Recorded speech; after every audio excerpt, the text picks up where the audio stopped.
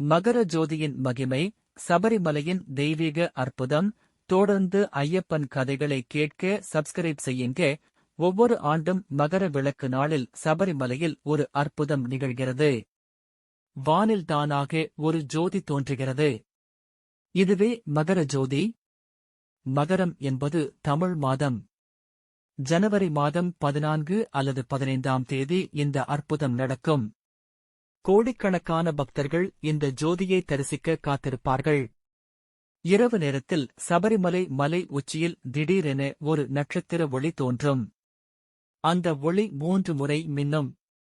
அதைக் கண்ட பக்தர்கள் கண்களில் கண்ணீர் வழியும். சரணகோஷம் வானை எட்டும்.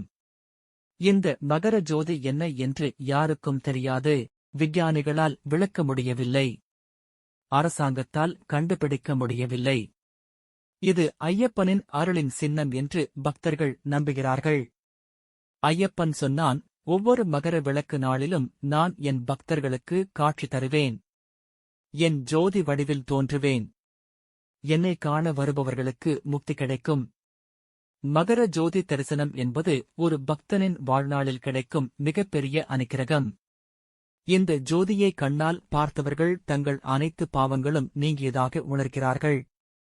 ஒவ்வொரு ஆண்டும் கோடிக்கணக்கான பக்தர்கள் மகர விளக்கு தரிசனத்திற்காக சபரிமலை செல்கிறார்கள். உலகின் மிகப்பெரிய யாத்திரைகளில் இதுவும் ஒன்று. சுவாமி சரணம், சரணம் ஐயப்பா. இந்த கதை பிடித்திருந்தால் லைக் பண்ணுங்கள். கமெண்டில் சுவாமியே சரணம் ஐயப்பா என்று பதிவிடுங்கள்.